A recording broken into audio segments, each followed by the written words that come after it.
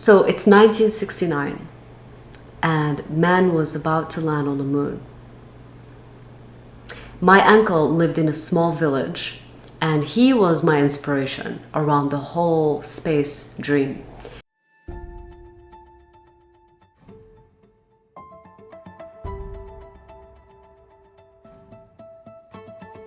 My name is Yasmine El Baggari. I grew up in Rabat, Morocco.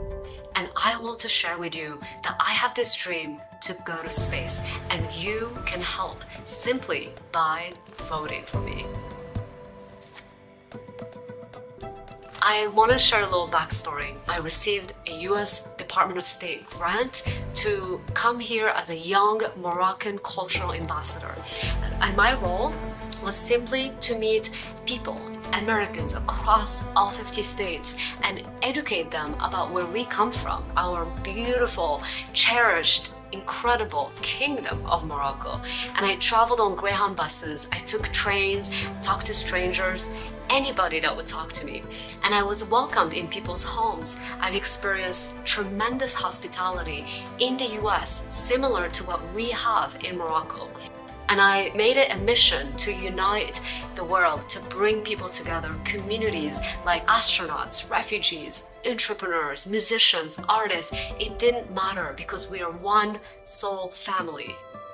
And today I am so excited to see Morocco take the next bold move by becoming a leader in the space industry. And I want to see Morocco be in the global stage when it comes to international relations and space diplomacy, because we have it in our veins. Moroccans are peace builders. We want to open our doors to strangers, and this is the spirit of who we are. And it would be one of my deepest honors to represent you as my country in space in our upcoming SERA Blue Origin flight. I just want to say thank you for your support. Shukran, merci, and I'm sending you all so much love and hope to see you soon back home. Here's what's coming up next on the Holomovement Purpose Lab. Hi, my name is Zenka Caro. I'm founder of LightNet, and my passion and purpose is to make the impossible possible.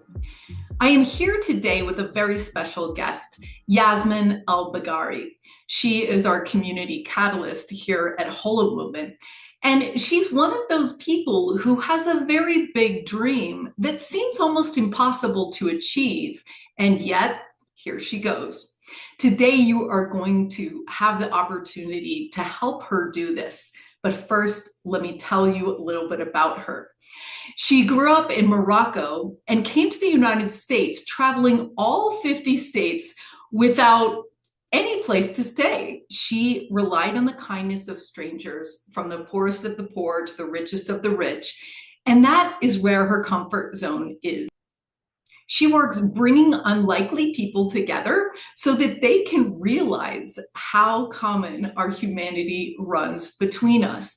She brings together astronauts and immigrants for Moroccan tea ceremonies here in the United States. She also has developed an app called Voyaj, currently in beta, which brings authentic travel experiences to people. Today, you are going to have a chance to help her get to space, because the SERA.space program, which is the space exploration research agency created by Blue Origin, has decided that they want to bring space to everyone. So there's 150 countries who have not sent astronauts to space. Morocco is one of them. And Yasmine is applying to go, and you can vote her up. Now, all you need to go is to go to SERA, SERA.space, and click on the link that says voting, and it will take you to a Telegram app. You can also do this below with the link in bio, and this will allow you to vote for Yasmine. This is not the first time that she has been shortlisted for space. Check out the teaser, and we'll see you on Monday for the full episode. So it's 1969, and man was about to land on the moon. My uncle lived in a small village, and he was my inspiration around the whole space dream. He had 11 brothers and sisters, and he like gave up going to school because your destiny was to become a farmer. What's the point of going to school? And there was a British man that was hitchhiking through the village and encountered my uncle, and he was 14 years old at the time, and they had an exchange. They didn't speak the language, but they could connect, human to human connection. And as a departing gift, he was gifted a transistor radio that became his new tool and access to the rest of the world, the West, like all of the innovations happening, the Vietnam War, but he couldn't relate to any of it because it was so far away from his lived reality until July 1969, when he heard of the event that man was going to land on the moon. He was so inspired by that, and he started listening to the radio every day.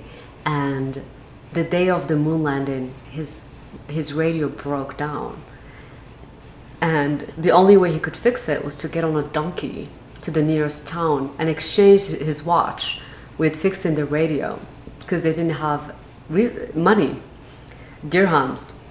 So this man fixed my uncle's radio, and my uncle describes being on the donkey while listening to the moon landing.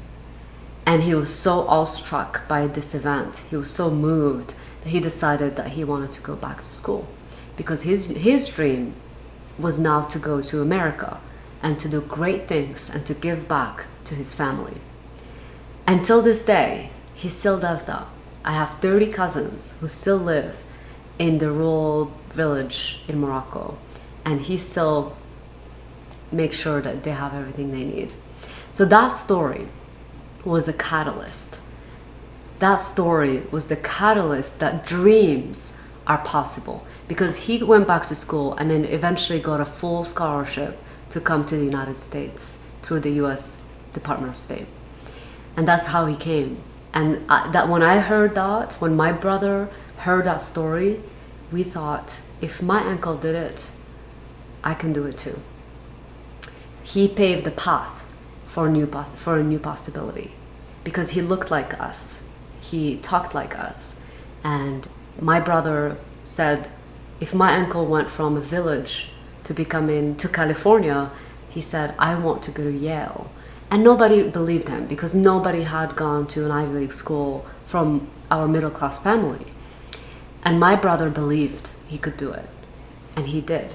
He was the first Moroccan full ride to Yale, and opened up a world of possibility for his younger sister, but also hundreds of other Moroccans to also imagine and to dream that they could come to the US on a full scholarship. And that's how I came to America. So the moon story was a catalyst, but it was not until I finished my last state of my 50-state journey, when I was in Alaska, that I had the wild revelation that I wanted to experience the Earth from out of space and experience the overview effect that was coined by Frank White. And I didn't even know what the overview effect was. I didn't even have the language to the experience that I felt in my body. But it was a felt sensation that I was floating in space, looking down at the Earth, because I had achieved a dream that I thought was impossible, which was to go to all 50 states.